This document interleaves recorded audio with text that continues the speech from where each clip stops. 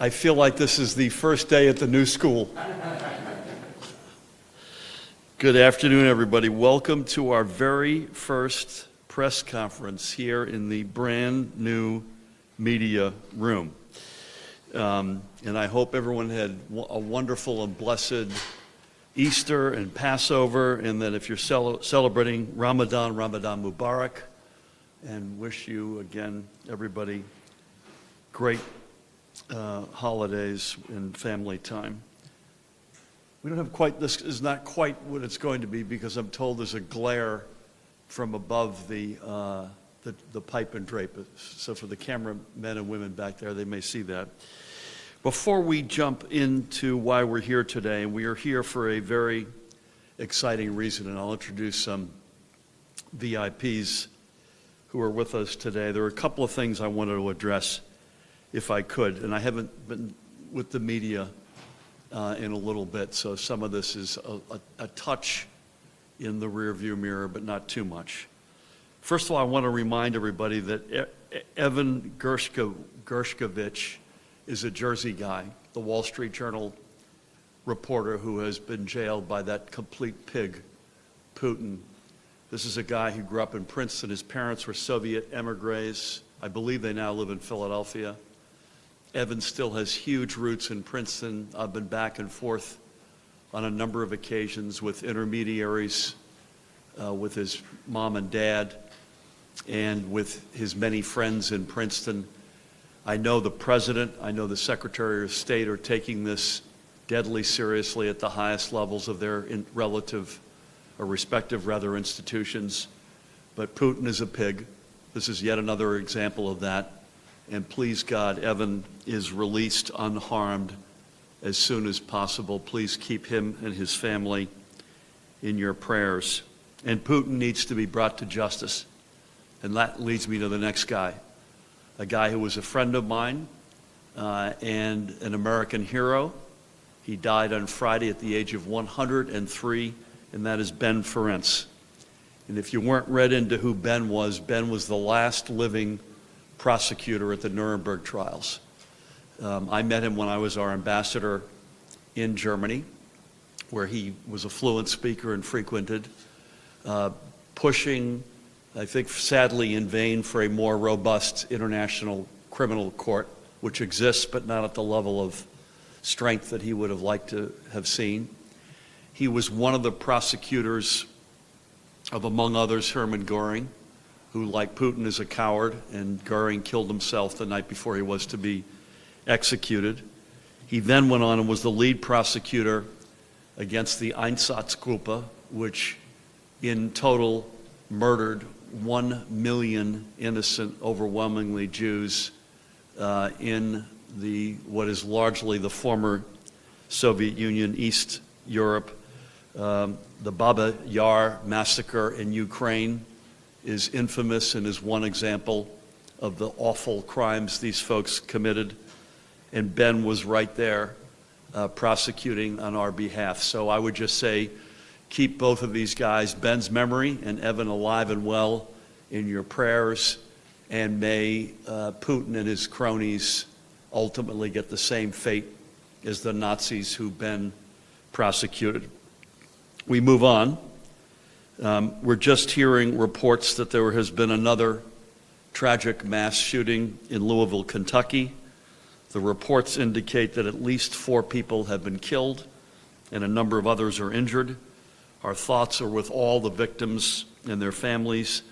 I've reached out to my friend Governor Andy Beshear to offer our condolences and our support during this difficult time. I've been with Andy literally 2 times in person in the past couple of weeks. He's had to deal with this awful tragedy, floods, tornadoes, 2 Black Hawk helicopters that collided a couple of weeks ago, killing 9 service members, including 1 young, precious lad from Bergen County here. This shooting today is also personal for Andy. He knows at least, I think, 2 of the victims, 1 of whom is lost. Next up, again, lots going on, as everyone is aware, and several of you have followed me earlier to the room, where I have to say, admittedly, I'm still finding my way around, and one of you asked me, where are we going? I said, I have no idea, but I followed the troopers, so thank you, Bernie and team. As everyone is aware, Rutgers University faculty and staff began a strike at 9 a.m. this morning. I want to share, I think everyone knows this, that both representatives of the university and the union bargaining committee are meeting right now, just a few dozen feet down the corridor, along with members of our team, members of PERC, and I am hopeful that we can come to a resolution that meets both sides' needs fairly and come to that resolution ASAP, as I indicated was my strong desire to both parties. Rutgers University is not only the State University of New Jersey, it is also one of our nation's premier institutions of higher learning, and as such, our administration is committed to ensuring that Rutgers educators and staff are able to continue their critical work, and importantly, that Rutgers students, particularly given that we're on April 10th with the clock ticking toward the end of the school year, that those students are able to pursue their education. Finally, before we get to the news as to why we're here, on a happier note, I am thrilled to share, and many of you are probably already aware, as this update was released on Friday, that New Jersey's credit rating has been upgraded by Moody's to A1.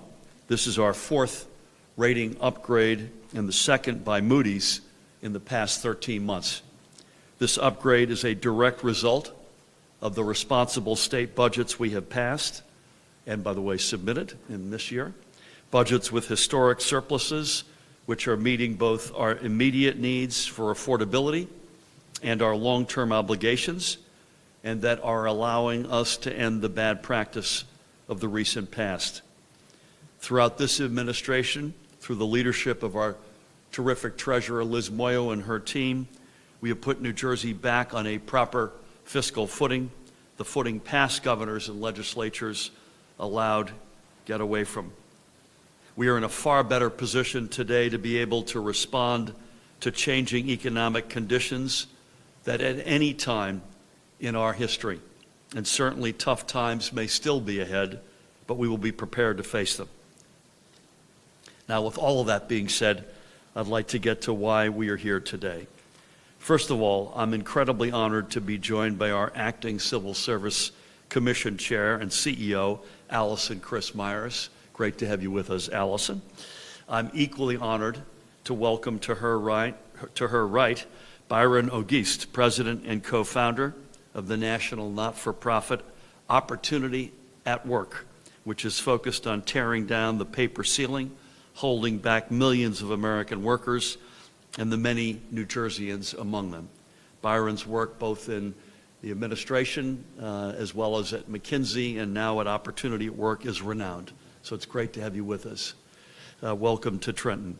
We're also joined by a great member of the legislature and a dear friend, Assemblyman Anthony Varelli, who represents, by the way, this very backyard here in Trenton. Anthony, great to see you.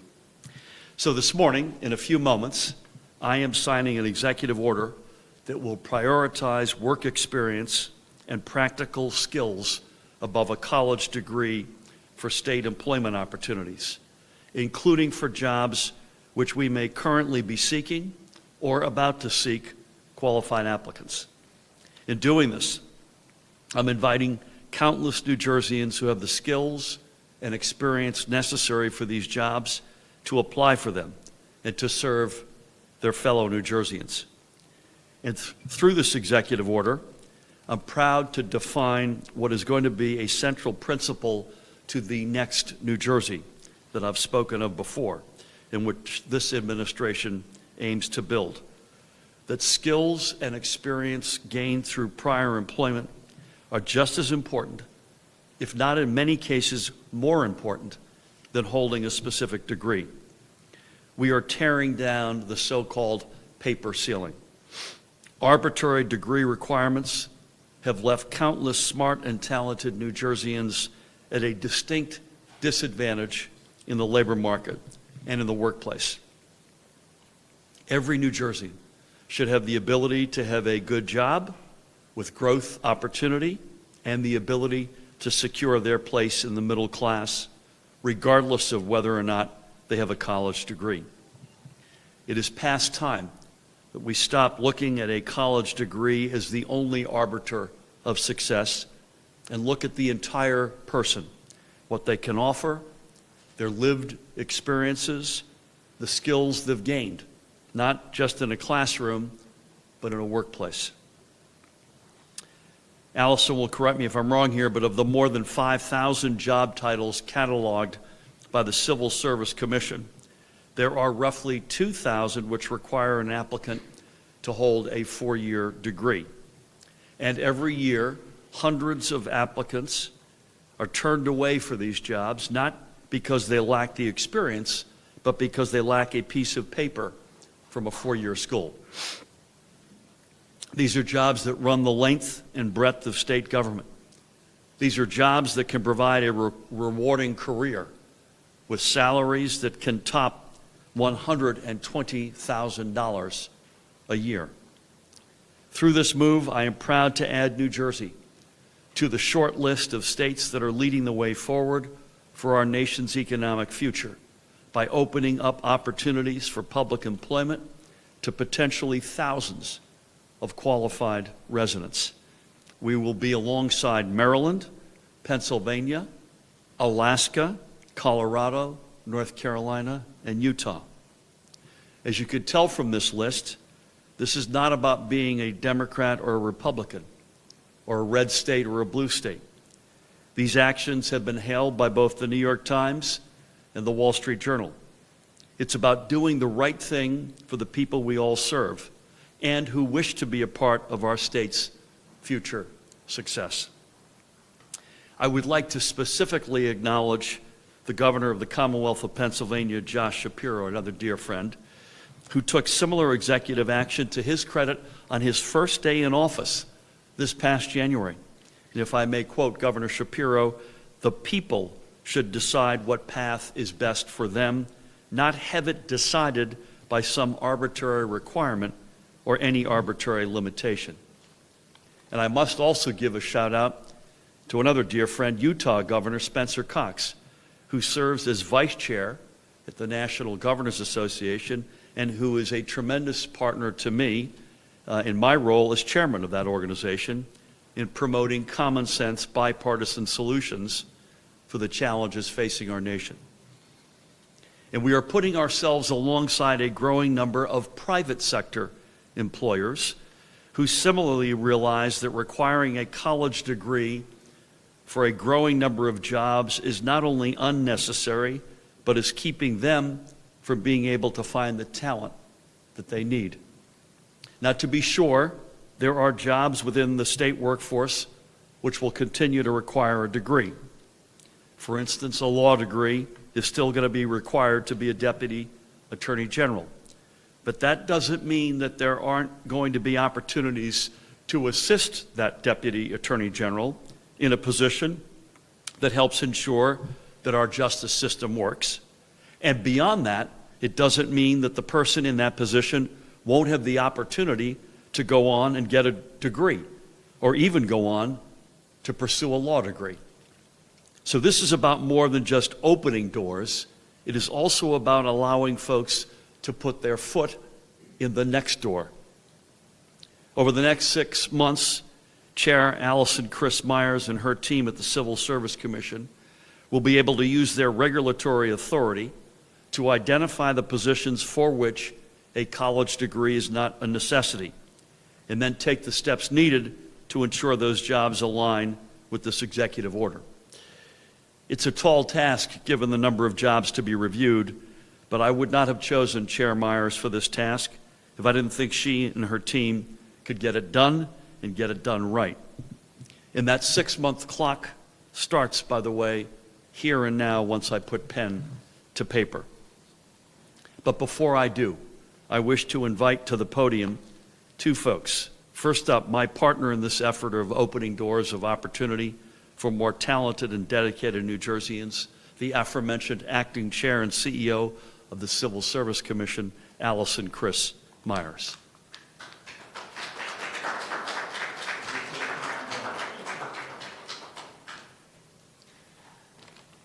Good morning, everybody. I have some prepared remarks, but the first thing I have to say is Happy birthday to the Civil Service Commission. We are 115 years old today. Today, on April 10th, 1908 was when we first started operation. So, first of all, thank you, Governor Murphy, and your staff for inviting the civil service to be represented here today. I'd also like to acknowledge my esteemed colleagues with the Civil Service Commission that have chosen to be here with me today. It's an honor to be tasked with leading such an important initiative. Nationwide, public college enrollment has seen a significant decline over the last 5 years or so. According to the National College Student Clearinghouse Research Center, four-year public colleges enrollment has declined 6% in 2022 alone. Also, as we are all aware, higher education has become much more expensive over the years and may not be accessible to all residents with fewer resources, or to those who simply chose not to pursue a college degree and went to work right out of high school. These occurrences become an issue when there is a need for more workers, for more jobs, but there is a misalignment between the competitive job market and the public sector workforce.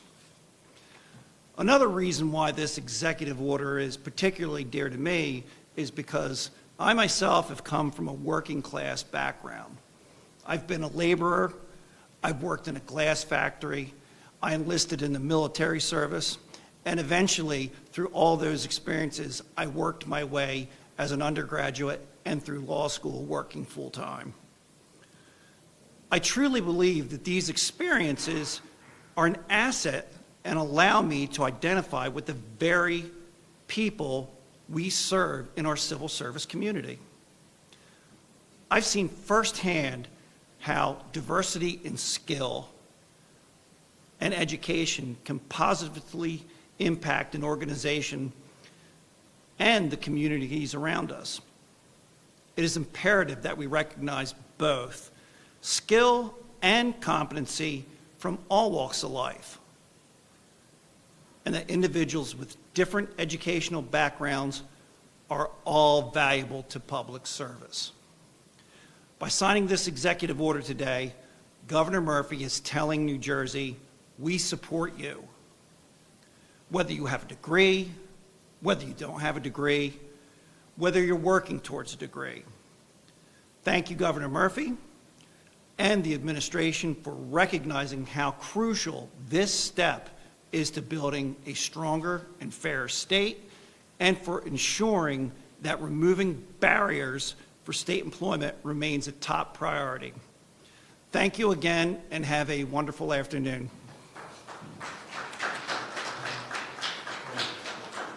Great job. Happy birthday.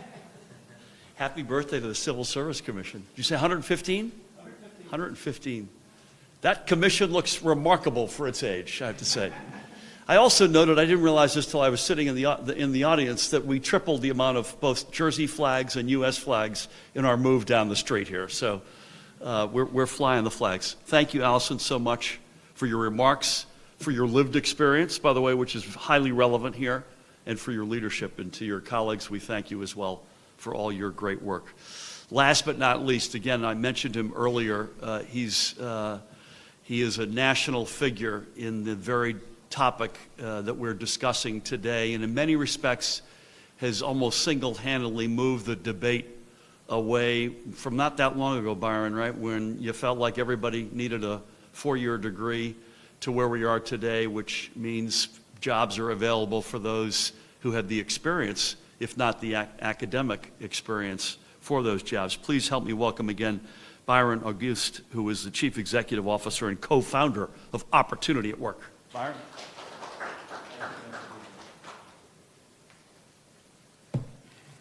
Thank you, yes, and happy birthday to the Civil Service Commission. And thank you, Governor Murphy, for including me in this important event.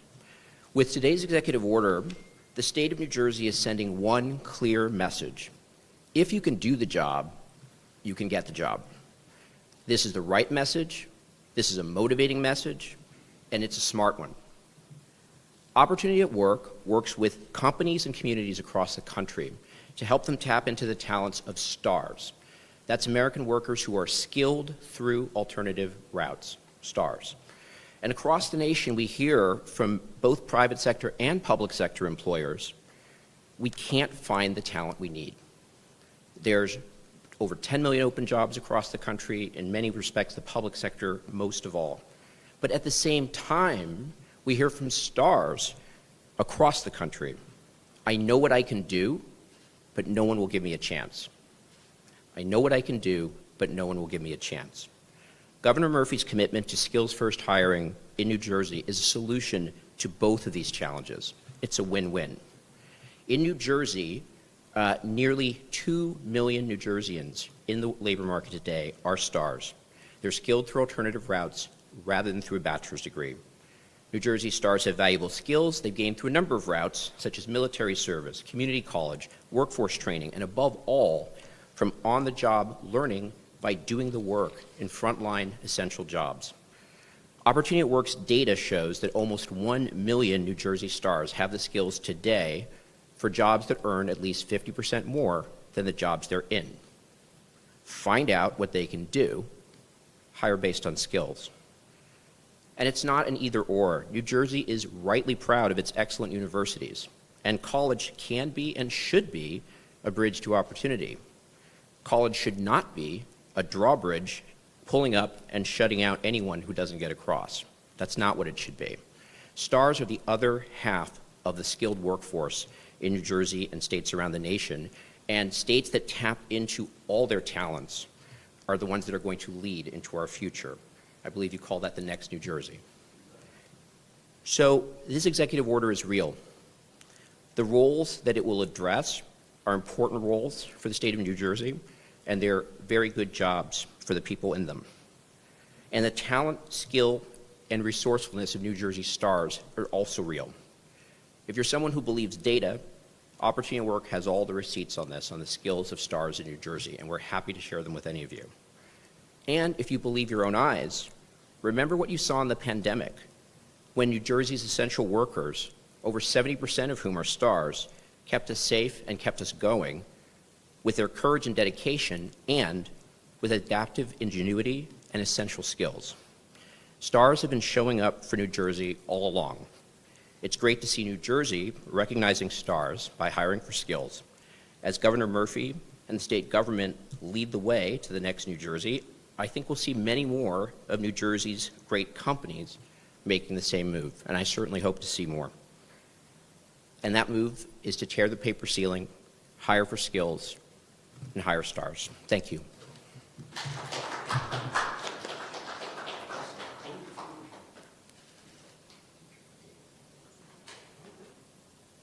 Byron, thank you.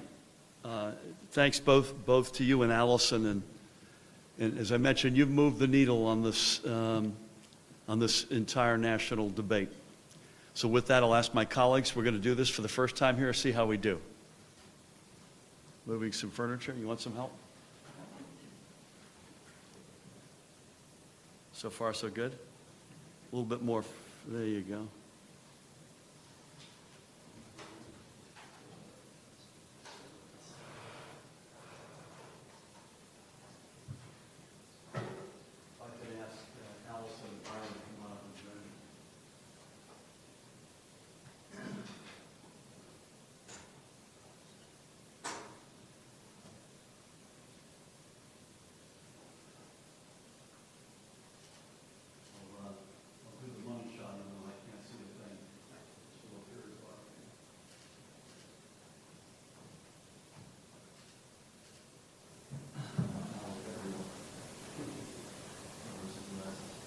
I won't go through this in its entirety, but it's Executive Order number 327. And there's lots of whereases, but it basically says, by virtue of my authority, we hereby order and direct the chairperson and chief executive officer, Allison, of the commission, to to, within 6 months, identify the job classifications, determine which are appropriate. Additionally, within 6 months, the commission shall include the appropriate practical experience in the public postings. And that's a big part of this, right? So folks we should not put the burden on folks out there looking for a job to figure out on their own whether or not they've got the right skills. This should be, the onus should be on us. And this, basically it. And Allison and her team have the regulatory authority already. So this executive order takes advantage of authority that already exists. So with that, here we go. And this is a fairly straightforward operation today. First, hand is up to the acting chair and chief executive officer, Allison Christmeyer, of the New Jersey Civil Service Commission. Byron, not surprisingly, you're on deck. So Byron East, who is the CEO and co-founder of Opportunity at Work. Congratulations. And just as he showed up today for our first press conference, one of my friends in the great legislature, let's get this to that man right there, Anthony Burrell. This is now, it's not the law of the land, I guess it's the order of the land. Big day for the home team. Congratulations, everyone. Thank you.